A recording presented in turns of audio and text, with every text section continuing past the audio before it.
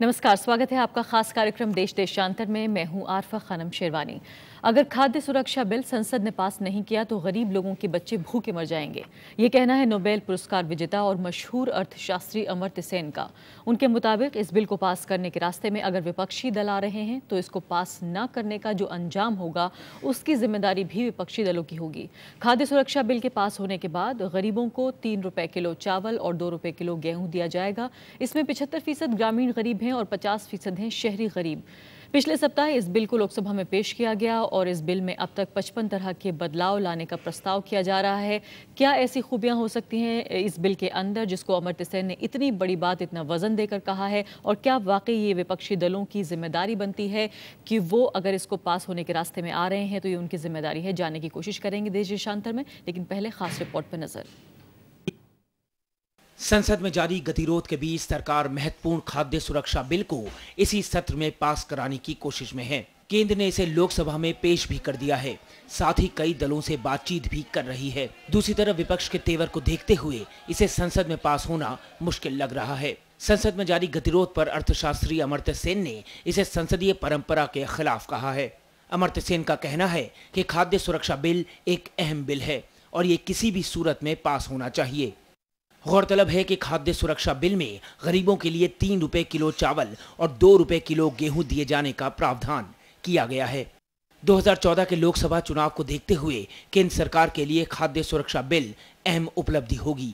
देखना ये होगा कि क्या आखिर संसद सत्र के बचे हुए दिनों में सरकार इस बिल को पास करा पाती है या नहीं, जबकि विपक्ष ने कई दूसरे मुद्दों को लेकर कड़ा रुख अपनाया हुआ है।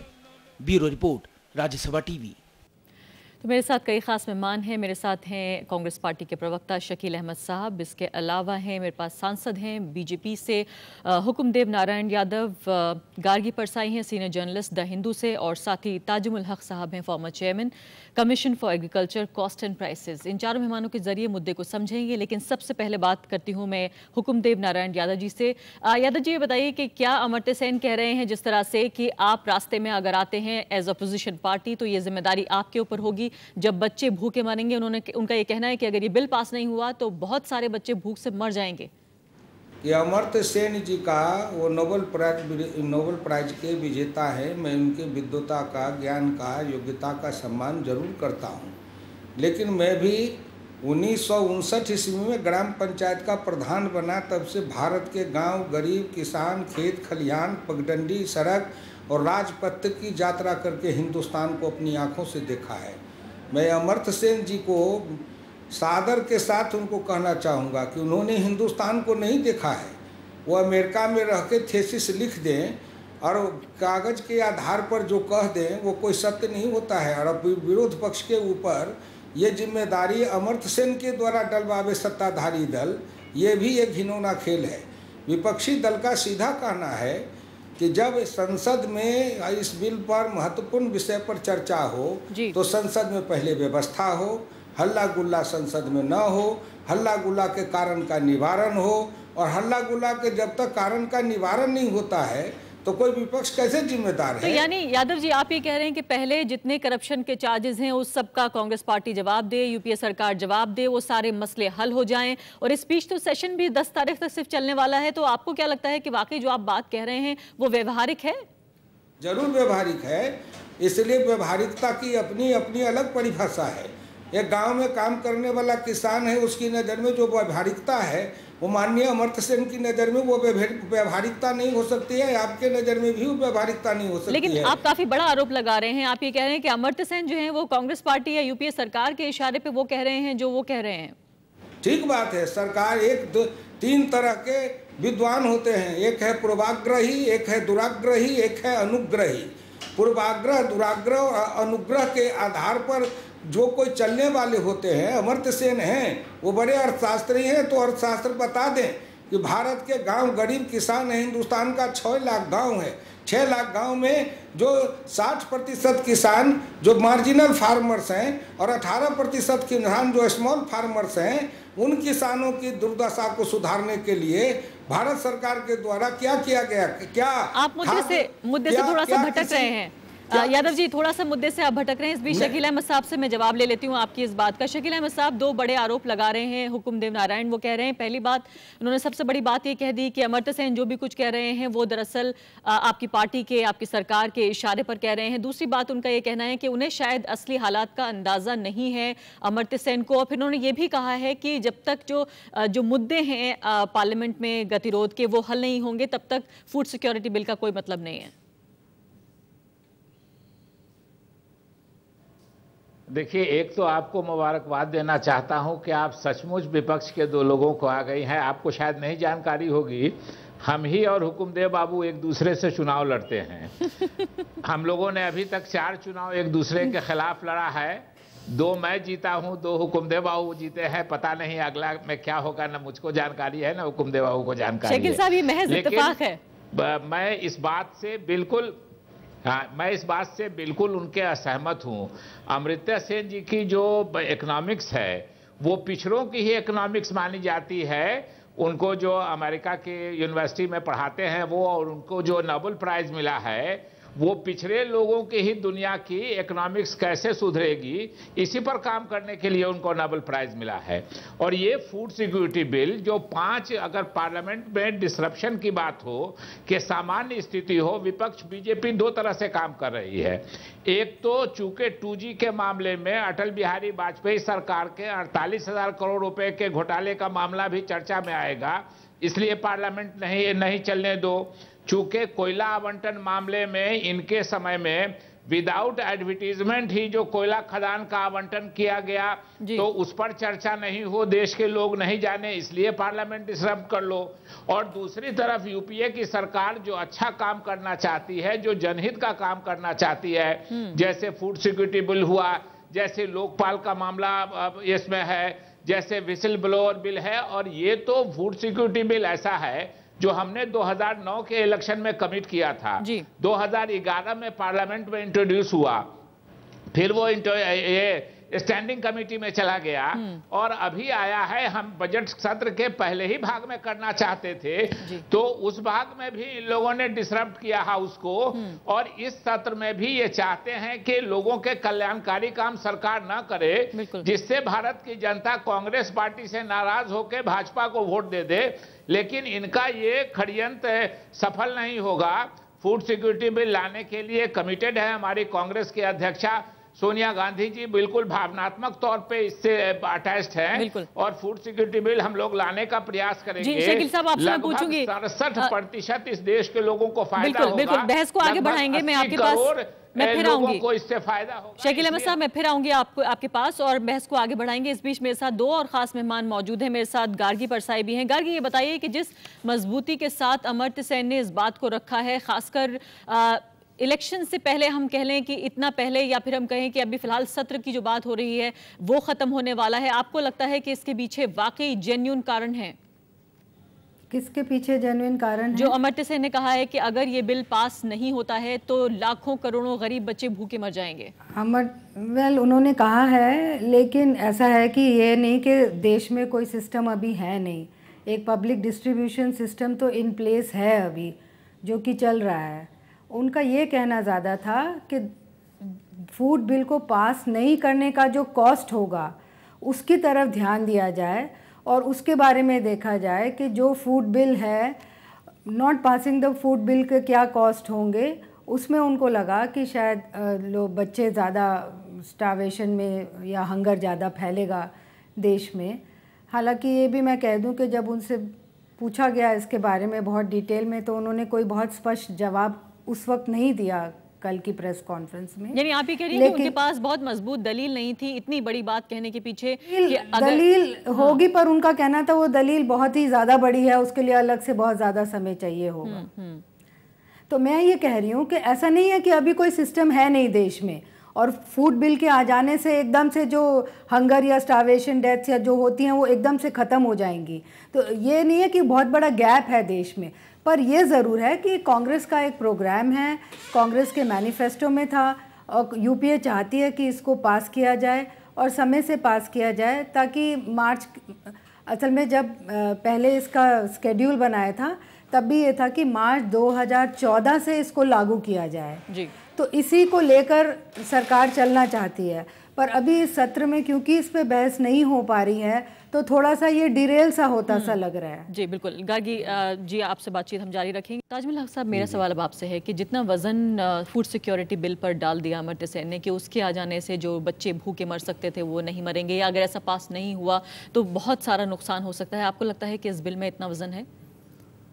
देखिए, बिल तो एक अगर इंडिपेंडेंटली इसको देखा जाए तो इस बिल में कुछ अच्छाई भी है, कुछ बुराई भी है। मतलब ठीक से अभी इसको फ्रेम नहीं किया गया, मेरा अपना जो असेसमेंट है। दूसरी बात यह है कि इस बिल को इतना इम्पोर्टेंस देना कि इसके बिना लोग भूखे मर जाएंगे अगर ये बिल नहीं पास हुआ, ये भी गलत है। गार्गी ने जैसा सही बताया कि ऑलरेडी हमारे पास एक सिस्टम है पीडीएस का, इसको अगर ठीक से आपने इम्प्लीमेंट किया तो ऑलरेडी मतलब जो खास करके नीडी बीपीएल क्लास के लोग हैं इनको राहत मिल सकती है और मिलेगी। लेकिन प्रॉब्लम ये है कि एक अमर्त्य सेन को भी शायद मालूम है कि इस देश का सबसे बड़ा प्रॉब्लम है गवर्नेंस का प्रॉब्लम, कि इम्प्लीमेंटेशन होता नहीं है। बिहार जैसे स्टेट में, झारखंड जैसे स्टेट में जहाँ गरीबों की संख्या ज़्यादा है, कंसंट्रेशन ज़्यादा है, वहाँ गरीब लोगों को आज के दिन में राशन के दुकान से जो मिलते हैं राइस या व्हीट, उसका 5% भी टोटल कंजम्पशन नीड्स को नहीं मीट करता। तो कौन सी भूखमरी की बात अमर्त्य सेन कर रहे हैं जिसमें लगेगा कि लोग ख़त्म हो जाएंगे। दूसरी बात यह है कि इस बिल में एक और प्रॉब्लम है कि आप टारगेटेड पीडीएस नहीं करके, ना टारगेटेड किया आपने ना यूनिवर्सल किया, आपने बीच बीच में इसको लटका दिया 50% और 70% करके, तो उसमें काफ़ी इम्प्लीमेंटेशन में प्रॉब्लम्स आएगा जो किसी भी डुअलिस्टिक सिस्टम में होता है। तीसरी बात यह है कि ऑलरेडी कुछ स्टेट्स 35 किलो करके दे रहे हैं, आप इसमें 25 किलो का प्रावधान रख रहे हैं, तो आप कौन सा रेवोल्यूशनरी बात कर रहे हैं इस बिल में कि खास करके जो तमिलनाडु है, आंध्रा है, कई और स्टेट्स हैं, पैसे भी उसमें और कम लेते हैं, 2 रुपये 1 रुपया करके भी आप अनाज दे रहे हैं, तो वहाँ 3 रुपया 2 रुपया करके जो आप दे के कोई बहुत बड़ा रेवोल्यूशनरी चीज़ नहीं ला रहे हैं। तीसरी बात, इस बिल में एक और प्रॉब्लम है जो मैंने कहना चाहूँगा कि लास्ट में एक प्रोविज़न और रख दिया कि गवर्नमेंट को एक फ्रीडम होगा to switch to cash transfer kind of thing. जब आप पीडीएस, दैट मीन्स आपका नियत में कुछ खोट है। इस अभी इमीडिएटली आप क्या करेंगे कि पीडीएस के थ्रू से कोशिश करेंगे कि 50% 70% को कैप्चर करें, और थोड़े दिन बाद कहेंगे कि ये तो इम्प्लीमेंट हो नहीं रहा है, इसमें इतने ह्यूज सब्सिडी आ रहा है और इसमें implementation problem and governance problem है, तो इसको फिर आप कैश ट्रांसफर की ओर जाएंगे, तो कैश ट्रांसफर में और भी प्रॉब्लम्स आएगा। आप ये कह रहे हैं कई कॉम्प्लेक्सिटीज हैं जो आपने समझाया हमें, हम ये भी जानने की कोशिश करेंगे। आपने कहा कि कुछ अच्छी बातें हैं, कुछ बुरी तो हमने जान ली है, लेकिन क्यों ये इतना महत्वपूर्ण, इतना क्रिटिकल, इतना क्रूशियल जो है वो हो सकता है ये बिल भारत के लिए, जिस तरह से अमर्त्य सेन ने कहा है, उनकी बात को शायद हम इतना हल्के में नहीं ले पाएंगे। हुक्मदेव नारायण जी, ये बताइए कि अमर्त्य सेन ये भी कह रहे हैं कि एक डेमोक्रेसी में, एक लोकतंत्र में अलग अलग हमारे व्यूज हो सकते हैं, हमारी राय अलग अलग हो सकती है, लेकिन डिबेट ही ना हो, इस पर चर्चा ही ना हो, संसद ही ना चले, ये कैसी डेमोक्रेसी है? देखिए, लोकतंत्र का मतलब क्या है? मैं श्री अमर्त्य सेन से यही प्रश्न पूछूंगा कि कभी इस पर वो चर्चा करें। लोकतंत्र का मतलब है कि लोकतंत्र, लोक लाज, लोक विचार, लोक कला, लोक संस्कृति, लोक प्रतिष्ठा, लोक इच्छा, ये है लोकतंत्र। इसमें जैसा अभी वो प्राइस फूड कमीशन के पूर्व चेयरमैन कह रहे थे, इसमें एक बात समझने की है कि यह संघात्मक संविधान है और बहुत सी राज्य सरकारें इससे सहमत नहीं हैं। पहले ज़माने में सभी राज्य सरकारें कांग्रेस के अधीन थी, उनके हुक्म के बंदे गुलाम थे। आज जो स्वतंत्र रूप से राज्य सरकारें हैं, जो कांग्रेस शासित राज्य प्रदेश नहीं है, वहाँ भाजपा के अलावे और दूसरे दल के लोग राज्य चला रहे हैं। वहाँ के मुख्यमंत्री स्वतंत्र रूप से, गुजरात में नरेंद्र मोदी हैं, शिवराज चौहान हैं, रमन सिंह जी हैं, या वहाँ जाया जी हैं तमिलनाडु में, ये लोग जो स्वतंत्र रूप से अपनी प्रतिभा से अपने प्रदेश को चला रहे हैं, उनकी सहमति के बिना, उनकी इच्छा के बिना आप ऊपर से लादते हैं। ये फूड सिक्योरिटी नहीं है, ये वोट सिक्योरिटी है। एक ऐसे मंगेरी लाल का हसीन सपना गरीबों को दिखाओ और फिर जो 2014 से लागू करके अब वोट बटोर करके उन गरीबों से सत्ता में आओ, फिर ये कानून चलने वाला नहीं है। जैसे मनरेगा के लिए इनके पास पैसा नहीं है, प्रधानमंत्री ग्रामीण सड़क के लिए पैसा नहीं है। नारायण जी, हम आपसे ये भी जानेंगे कि फूड सिक्योरिटी बिल पर हम सियासत से अलग बात करें, हम दूसरी बातों से अलग बात करें, सिर्फ अगर फूड सिक्योरिटी बिल पर हम बात करें तो उस पर विपक्ष को खासकर क्या समस्या है? आपने एक राज्यों का जो है वो उनकी मर्जी होना या ना होना, ये भी महत्वपूर्ण बताया है। आपसे मैं जरूर पूछूंगी, ब्रेक पर जाने का वक्त हुआ है, लेकिन गार्गी जाने करने से पहले मैं आपसे जानना चाहती हूँ, जिस तरह से हुक्मदेव नारायण ये कह रहे हैं कि राज्य सरकारों को क्योंकि खर्चा वहन करना होगा इसका, तो किस तरह से केंद्र सरकार के साथ कैसे अरेंजमेंट होना चाहिए या हो रहा है इस बिल के तहत खर्चे को वहन करने का?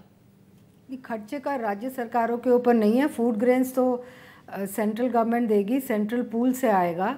और अभी तक जो फूड ग्रेन्स एलोकेशन था हर राज्य को, बार बार खाद्य मंत्री केवी थॉमस ने कहा है कि उसको मेंटेन किया जाएगा, उसमें कोई कटौती नहीं होगी, क्योंकि कई राज्यों को ये डर था कि जो 67% का रखा है पॉपुलेशन का ओवरऑल का, 75% रूरल और 50% अर्बन, उसमें उनके कुछ जैसे बड़े राज्य जो हैं यूपी वगैरह, बिहार जो हैं, कि उनके आवंटन में कुछ कमी आ जाएगी।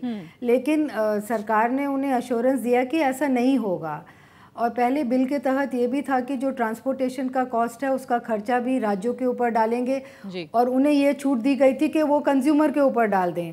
पर वो भी अब ये अमेंडमेंट्स ही तो हैं जो सरकार मूव करना चाहती है। तो यानी गार्गी, इसका मतलब जो ये एक आर्ग्यूमेंट है, जो ये दलील है कि राज्य सरकारों को चूंकि खर्चा वहन करना पड़ सकता है, जो कि टेक्निकली आप बता रही हैं कि उन्हें नहीं करना पड़ेगा, केंद्र सरकार की जिम्मेदारी है, तब भी उनकी मर्जी होना ना होना, चूंकि जो आइडेंटिफाई करना है गरीब को वो तो राज्य सरकारों को ही करना है, चाहे इम्प्लीमेंटेशन ये दोनों राज्य सरकारों के हाथ में। और इसके बिल क्या है, राइट्स बेस्ड है। आप लोगों को एक हक दे रहे हैं। आप उस बिल की वीकनेसेस को छोड़ दीजिए एक मिनट के लिए, तो भी इस बिल में अच्छाई ये है कि आप एक हक के तौर पे लोगों को कह रहे हैं कि आपको 5 किलो गेहूं चावल या मिलेट्स मिलेंगे, और अगर नहीं मिलेंगे तो उसमें प्रावधान है कि वो ग्रीवेंस में, रिड्रेसल में जा सकते हैं, उसमें भी कमियां हैं, या उनको कॉम्पनसेशन मिलेगा।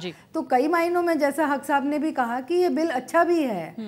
तो ये जो बाकी जो पार्लियामेंट की जो बात हो रही है वो तो आप जानते ही हैं कि ये पॉलिटिकल है, यूपीए वर्सेस द ऑपोजिशन। जी फिलहाल एक छोटा सा ब्रेक ले रहे हैं। ब्रेक के बाद हम जल्द हाजिर होंगे। केंद्र सरकार के पास एक और ऑप्शन ये है कि वो ऑर्डिनेंस रूट ले ले, अगर विपक्षी पार्टियां इतना ही गतिरोध पैदा करेंगी। ब्रेक के बाद जाने की कोशिश करेंगे क्या वाकई जो खाद्य सुरक्षा कानून है वो इतना अहम है भारत के लिए और यूपीए सरकार के लिए कि वो सब कुछ करे इसके लिए। ब्रेक के बाद देश देशांतर में आज हम चर्चा कर रहे हैं खाद्य सुरक्षा बिल पर, जिसके बारे में अमर्त्य सेन ने ये कहा है, मशहूर अर्थशास्त्री अमर्त्य सेन, जिन्होंने ये कह दिया है कि खाद्य सुरक्षा कानून अगर नहीं बनता है तो लाखों करोड़ों गरीब बच्चे जो हैं वो भूखे मर सकते हैं, और इसकी जिम्मेदारी विपक्षी दलों पर होगी। मेरे साथ हुक्मदेव नारायण जी मौजूद हैं, बीजेपी के नेता। हुक्मदेव नारायण जी, ये बताइए कि फिलहाल अगर आप ये नहीं मानते कि खाद्य सुरक्षा कानून इतना अहम है, या उसके अंदर खामियां हो सकती हैं, खराबियां हो सकती हैं, लेकिन फिर भी जैसे गार्गी ने कहा कि काफ़ी सारे ऐसे गरीब हैं जिनका भला हो जाएगा, और वोटरों की भी अगर हम बात करें तो वोटर हो सकता है इस बात के लिए आपको भी शुक्रिया कहें कि विपक्षी पार्टियों ने इसको आगे आने दिया और पास होने दिया। देखिए, वो गार्गी जी जो कह रही थी उनको व्यापकता में दोनों पक्ष को देखना चाहिए। वो इस बिल के अंदर जो एक बात जो उठाई जा रही है कि लाखों लोग भूखे मर जाएंगे, यह भयावह स्थिति, खतरनाक स्थिति अंधकार में देश के सामने फैलाना, यह भी एक बहुत बड़ा राष्ट्रीय अपराध के जैसे लगता है मुझको। कहीं हिंदुस्तान में अभी जो खान साहब कह रहे थे कि जो कुछ भी पीडीएस सिस्टम है, आकर जो जन वितरण प्रणाली है वो सही नहीं काम कर रहा है। आंगनबाड़ी केंद्र से बच्चों को पुष्टि कर, स्वास्थ्य कर और भोजन देने की आप व्यवस्था में लगे हुए हैं, वहाँ वो ठीक से काम नहीं कर रहा है। तो जो व्यवस्थाएं चल रही हैं वही व्यवस्थाएं चरमराई हुई है, चल नहीं रही है, उसी में भ्रष्टाचार है। दूसरा, लेकिन इसीलिए तो एक नया सिस्टम लाने की बात हो रही है, इसीलिए तो ये बात हो रही है कि एक हक के तौर पर कानूनन आपको ये अधिकार होगा कि आप मुझे भोजन दे। ये स्टेट आप अधिकार दे रहा है नागरिक को, स्टेट अधिकार दे रहा है, लेकिन इसके संचालन, इसके वितरण, इसके जो प्रशासनिक सब नियंत्रण तो राज्य सरकार के अधीन जाएगा ना। और ये केंद्र सरकार कहेंगे कि राज्य सरकारों के ऊपर में, जैसे ये कह देते हैं, जाते हैं भाषण करने तो राहुल गांधी कहते हैं हमने केंद्र से इतना रुपया दिया, तो ये कहेंगे हमने दिया, ये राज्य सरकारें नहीं कर रही हैं। ये केवल योजना इनकी है, गलत नियत है, और जैसी नियत वैसी नियत ही होती है। लेकिन यादव अच्छा जी हो सकता है, लेकिन यादव जी बताइए, अच्छा हो सकता है। जो मैनिफेस्टो में कांग्रेस पार्टी ने चूंकि ये बात वादा किया है अपने वोटर से, आपको नहीं लगता कि वाकई उन्हें ये वादा पूरा कर देना चाहिए और जितना वो दबाव बना रहे हैं वो ठीक है? वादा तो ये भी किया था कि 100 दिन में हम देश के अंदर से भ्रष्टाचार मिटा देंगे, क्या वो वादा पूरा कर पाए? जी। उस वादा को क्यों भूल गए? केवल एक वादा ख्याल रहता है, बाकी वादा ये भूल जाते हैं। बिल्कुल। जो इन्होंने वादा किया था कि 100 दिन में हम करेंगे, वो 100 दिन का वादा पहले पूरा करके बतावे कितना पूरा किए हैं। जी, ताजुल हक साहब ये बताइए कि फिलहाल आपने कई खामियां तो बताई कि खाद्य सुरक्षा कानून में क्या क्या खराबियां हो सकती हैं, लेकिन कुछ ऐसी खूबियां जैसे कि गार्गी ने कहा कि भाई स्टेट जो है आपको ये हक दे रहा है, ये अधिकार दे रहा है कि आप खाने के लिए, पेट भरने के लिए स्टेट पर आपको कानूनी हक आपका मिलेगा। आपको लगता है कि ये एक अच्छा एक रिवोल्यूशनरी कदम, एक क्रांतिकारी कदम हो सकता है अगर ये कानून अमल में आ जाए? नहीं, क्रांतिकारी तो नहीं है, पहली बात। दूसरी, उसको ऐसे नहीं समझना चाहिए, लेकिन कुछ पॉइंट्स ऐसे हैं, 2-3 चीज़ें जो अच्छी बात है इसमें लगी मुझे। एक तो वीमेन के, प्रेग्नेंट वीमेन के लिए जो प्रोविज़न है, ये वेलकम प्रोविज़न है मैं कहूँगा, जो कि फर्स्ट टाइम लोगों ने सिंसियरली सोचा कि इसको ठीक है ना, तो इसको एड्रेस करना चाहिए। दूसरी बात यह है कि एक राइट, एक एंटाइटलमेंट के रूप में इसको सोचा गया कि लोगों को खाद्य सुरक्षा के अधिकार है। पहले तक अब तक पीडीएस में जो देते रहे कि ठीक है, एक स्कीम है, इसके हिसाब से देते रहे, तो एक एंटाइटलमेंट के रूप ले लिया जिसमें लोगों को एक अधिकार के रूप में मिलना चाहिए। लेकिन क्वेश्चन है कि अधिकार देने से नहीं होता है, उसके लिए एक सिस्टम क्रिएट करना पड़ता है, जो कि सिस्टम आज के दिन में टोटली एब्सेंट है। मेरा सबसे बड़ा वरीज ये है कि क्योंकि आपके पास इवन पीडीएस को इम्प्लीमेंट करने के लिए इंफ्रास्ट्रक्चर नहीं है। और दूसरी बात है कि एक तरफ आप सब्सिडी बिल घटाने की बात कर रहे हैं, इसमें एक इतनी बड़ी अमाउंट सब्सिडी की होगी, थोड़े दिन बाद आप कहेंगे कि ये सस्टेनेबल नहीं है, इसको हम बंद कर देते हैं और थोड़ा थोड़ा करके कैश दे देंगे। कैश तो आप दे देंगे, फिर उसके बाद फूड प्राइस इन्फ्लेशन आप जानते हैं पिछले कई सालों में किस तरह से हो रहा है। तो आप ही कह रहे हैं कि जिस तरह से हुकुमदेव नारायण कह रहे हैं कि जो संचालन है इसका, इसमें एक समस्या आ सकती है। हो सकता है एक आइडिया के तौर पर, विचार के तौर पर ये क्रांतिकारी विचार हो सकता है, लेकिन इसके संचालन में जो इम्प्लीमेंटेशन की बात आएगी तब मुश्किल होगी। बिल्कुल सही। दूसरी बात है कि इसमें पॉलिटिक्स बहुत और हो जाएगा, सेंटर स्टेट का जो कॉन्फ्लिक्ट है और बढ़ेगा। सेंटर कह देगा हमने तो कर दिया काम, स्टेट गवर्नमेंट्स इंप्लीमेंट ठीक से नहीं कर रही। लेकिन अभी कौन सा स्टेट गवर्नमेंट, इंक्लूडिंग जो जहां कांग्रेस का ही है, वहां भी कौन सा इंप्लीमेंटेशन हो रहा है? पीडीएस में आप करप्शन देखिए, लीकेजेस देखिए, it is a huge kind of problem.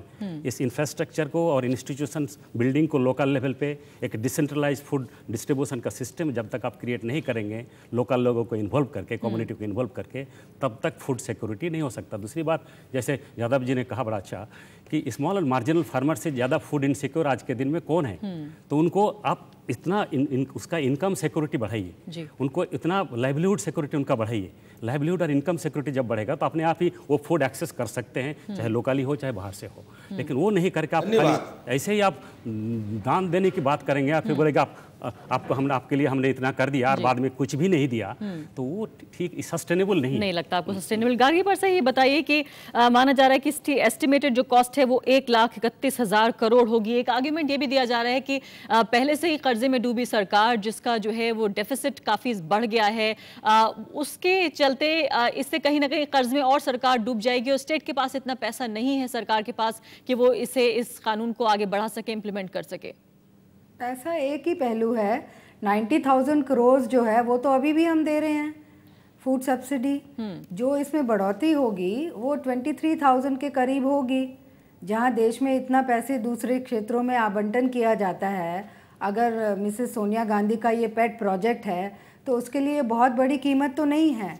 इसमें ज़्यादा ज़रूरी चीज़ जो सोचने की है कि आपको लगातार करीब 62 मिलियन टन, 620 लाख टन आपको अनाज मुहैया करवाना पड़ेगा हर साल। असल में इसकी देर का कारण भी ये है कि यूपीए के अंदर भी कई कॉन्ट्रडिक्शंस थे कि हम इतना अन्न अवेलेबल करवा पाएंगे कि नहीं। और इसीलिए जबकि ये माना जा रहा है कि एक इंडिविजुअल की ज़रूरत 14 किलो पर मंथ है, तो सरकार उसको दे रही है 5 किलो। जी। और आर्गुमेंट तो वो बाजारी से खरीदेगा। और आर्गुमेंट ये भी है गार्गी फिर कि गरीब किसको माना जाए, इसको लेकर भी, इस परिभाषा को लेकर भी बहुत बड़ी आर्गुमेंट नहीं है, इसमें कोई क्लैरिटी नहीं है। अभी तक जो सोशो इकोनॉमिक कास्ट सर्वे है या दूसरा जो कहा है कि प्लानिंग कमीशन की कमेटी बताएगी कि क्या पैरामीटर्स होंगे, आप वो देंगे स्टेट्स को। अच्छा, इसमें ये भी कैबिनेट ने जब अप्रूव किया था, तय करा कि ये फेजेस में होगा, ये एकदम से भी नहीं इम्प्लीमेंट हो रहा है। तो यानी जो टाइम फ्रेम है वो भी ठीक से नहीं बनाया गया है, वो भी नहीं है। और 3 साल के बाद ये जो 3 रुपए, 2 रुपए और 1 रुपए में आप अनाज देने वाले हैं, चावल, गेहूं और कोर्स सीरियल्स, उसको आप रिवाइज भी करेंगे। बिल्कुल। यादव जी, ये बताइए कि जिस तरह से यूपीए सरकार ने ठान लिया है, ऐसा लगता है अमर्त्य सेन की बात से और ज्यादा इसको एक वजन मिल गया है, महत्व मिल गया है। आपको नहीं लगता कि संसद में वाकई इस पर बहस होनी चाहिए, जितने बदलाव प्रस्तावित हैं वो शामिल होने चाहिए, बजाय इसके कि सरकार को ऑर्डिनेंस रूट के थ्रू जाना पड़े? उसको बहुत अच्छा तो नहीं माना जाएगा। आपके सामने अभी गार्गी जी जो तर्क दे रही थी, उसके लिए उनको धन्यवाद। वो भी एक विद्वान, जानकार और अनुभवी पत्रकार हैं, खोजी पत्रकार हैं, बहुत अच्छी लिखती भी हैं और एक योग्य सुयोग्य पत्रकार हैं। उनके तर्क को कोई अमर्त्य सेन से कमज़ोर नहीं कर सकते। अभी आपके सामने जो हमारे कृषि मूल्य लागत आयोग के पूर्व अध्यक्ष बोल रहे थे, वो भी अनुभवी हैं, उनको एक संस्था चलाने का है, उनके तर्क क्या है? लेकिन यादव जी, ये दोनों लोग ये भी कह रहे हैं कि कितना भी बुरा सही, कुछ खामियां सही इसके अलावा, लेकिन उसके बावजूद एक पेट भरने को एक कानून के तौर पर देना, ये एक बड़ी बात है, एक बड़ा क्रांतिकारी कदम है ये। हाँ, तो वैसी है ना कि ये आदमी बहुत सुंदर है लेकिन नाक कटा हुआ है, बस खेल खत्म।